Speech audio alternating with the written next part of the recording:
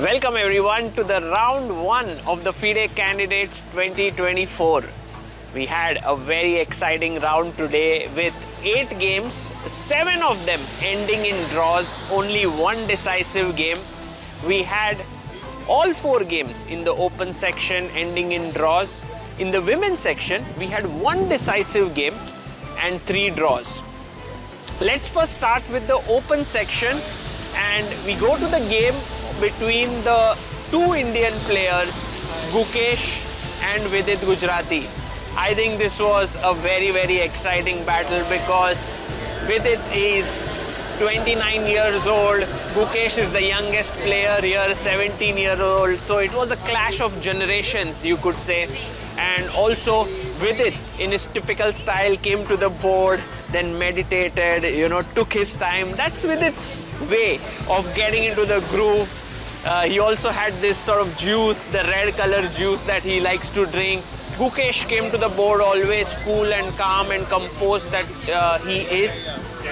And then the game began, and Vidit actually played the Tarash defense. And Gukesh was very well prepared. He played this move Rook A2. And I think that was a very interesting idea because you brought your Rook to D2. Vidit responded beautifully to that and then managed to create a lot of craziness on the board. The point was always when Gukesh would take on D5, Vidit would play E5. And then even though Gukesh had an extra pawn, the problem was that his king in the center was maybe not so great and so on. Now, at some point, Gukesh played this move Queen C2, and Vidit thought for a massive 40 minutes here. And I was thinking to myself, why is he thinking, you'll take knight takes D5. But actually in that position, he should just play Rook E8 and black is slightly better.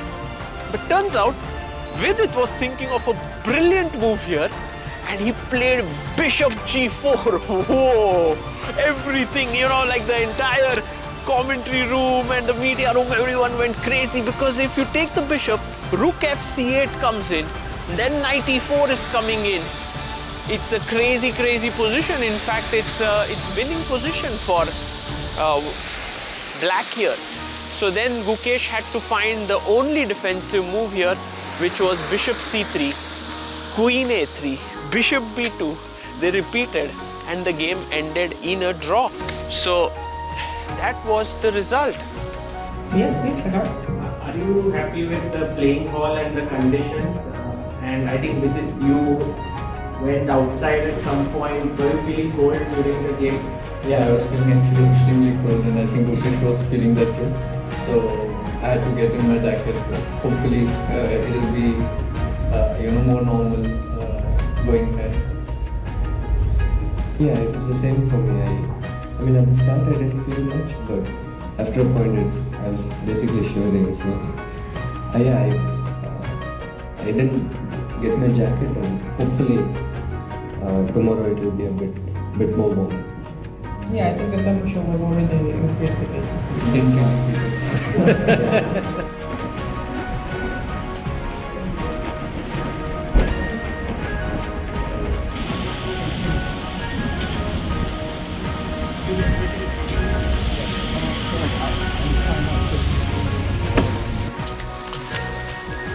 The next exciting game of the round was the all-American clash between Hikaru Nakamura and Fabiano Caruana. I think Hikaru played a very dubious opening today. He played E5, and it's not been played often. I couldn't say very dubious because E5 move is not so great because of Bishop B5 check. It's well known, and Caruana did play it. And then he managed to get this position where he had the opposite colored bishops, but his bishop on B3 was excellent, putting pressure on F7. And in fact, he managed to win the A6 pawn, then the B5 pawn. And at some point, Hikaru sacrificed Rook takes F2. And there the very nice calculation by Hikaru was king f2, queen h4 check, king g1, bishop d4 check, king h1, bishop e5. It's amazing that Hikaru calculated all these things, you know, it's brilliant. Both h3 and g3 lead to a draw. H3 to queen g3, g3 to bishop g3. And yeah. But Caruana was up to the mark. He took on d5.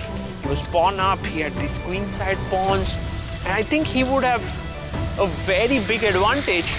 But then he played this move, rook f5.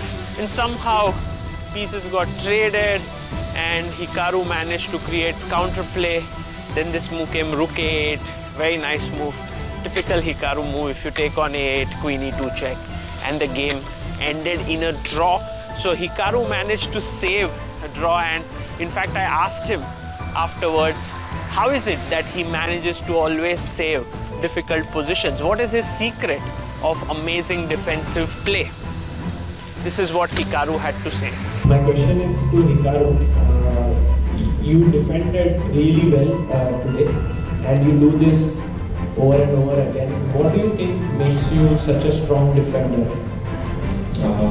Well, I think it's sort of, I'm used to playing a lot of bad positions, and in general, opening preparation is probably not as good as some of the other players, so I'm pretty comfortable with playing worse positions. And I mean, I think it's funny too, because when I was doing my training camp before this event, obviously I looked at the C5 line, and one of the German GMs who was helping me was very, very unhappy. He's like, why are you playing this stuff? You're just going to get a worse position and lose.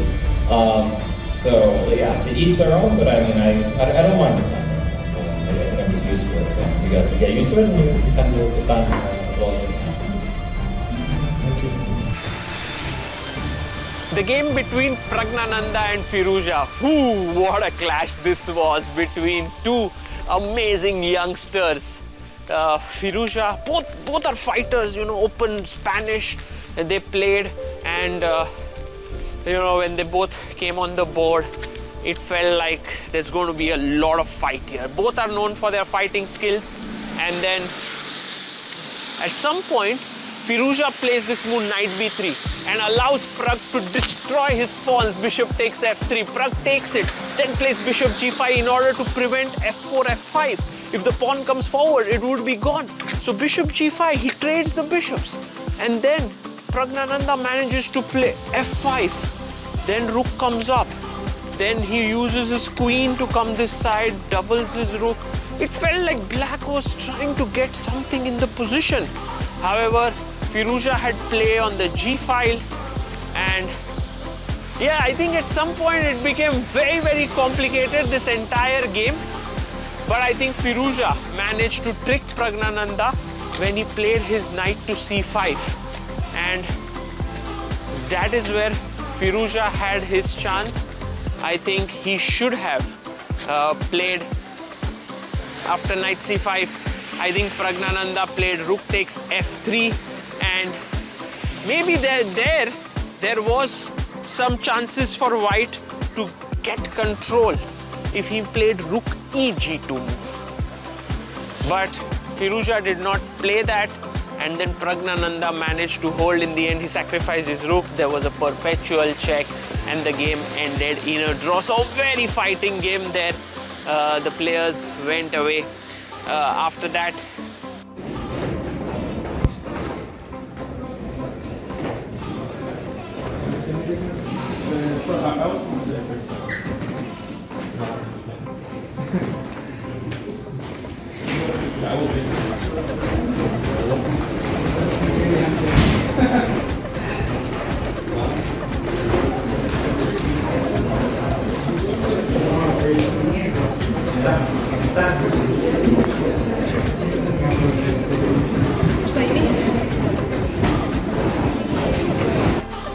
And the last game between Nijat Abasov and Jan Nepomniachtchi ended in a very quick draw. Nothing much happened in this game. Nijat was happy with the draw with the white pieces. I did ask Jan Nepomniachtchi later about, what does he feel about this field overall and playing in this candidates, and this is what he had to say. you won the last two candidates. How different do you think is the field this time? Well, I mean, of course, it's a bit different, but it's a bit different every year. And, I think maybe except Nijat, okay, all other players are very, very well known and very, very fine players, of course. So it's probably, like, Candidates is not a tournament when they're like the name plays for you. Yeah, you should still perform yourself. So that's, of course, players. The field here, the lineup is just great. And I don't think we should care too much about the rating. One thing before we head to the women's, a point which I wanted to bring about was about Hikaru Nakamura. The way in which he interacts with the fans is just so wholesome. He gives his time when he entered the playing venue. It was before the game. He gave his time there. When he was exiting the playing venue, also he gave his time. And I think that is really amazing what he is doing. He is really committed to giving a good time to the fans, and that is what he is able to do with all his actions here. Going to the women's section, we had this decisive game, the all-Chinese battle between Lei Tingye and Tan Zhongyi. They played in the candidates finals last year, and then Lei Tingye had come out on top to challenge Zhu Wenjun, but today it was Tan Zhongyi's day.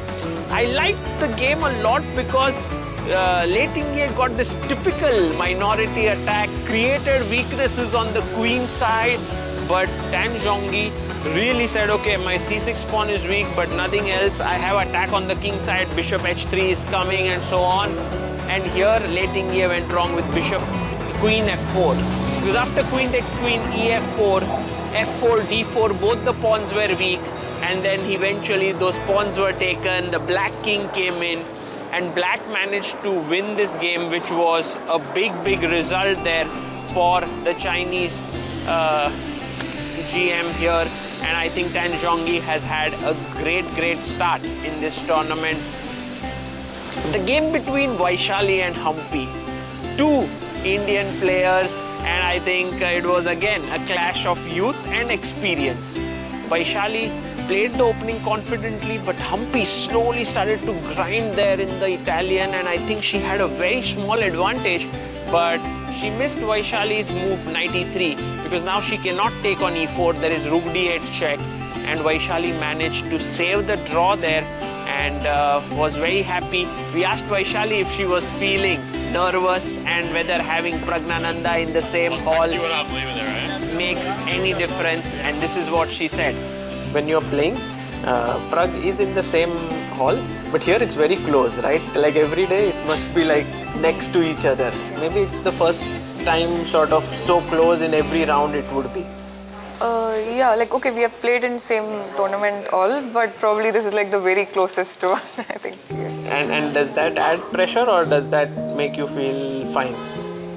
It's fine, but sometimes when like things totally go wrong in his board, sometimes it's very stressful also. Like I remember in Prague when he lost to Rapport, I was like totally shocked. I was playing my game and I didn't know what happened, how it happened, and yeah, there are times where I was really worried with this game, but yeah, it's just normal. We have been playing together for many years, and we check each other's game, and sometimes it's stressful also. So. I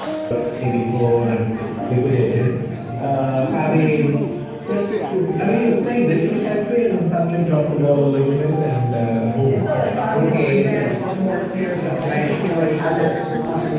Okay, but we went on the back a little bit. After a lot of precise moves, suddenly one was gone. No way. Start one. This is great. Even today there were a lot of struggles, at least for the contact rate, but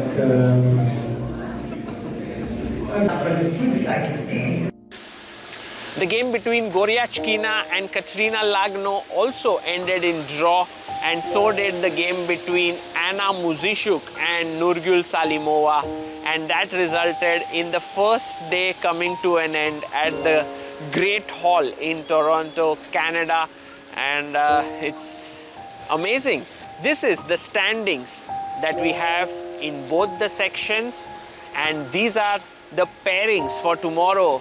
This is going to be a very, very exciting day of chess, and I hope that you can join us. We have the live stream on ChessBase India with Amruta, Harshit Raja, Samay Raina commentating, and we also have on-ground coverage here by myself and also Asim, who's helping us with the coverage. So guys, stay tuned. For now, this is Sagar Shah signing off. Thank you. Bye-bye.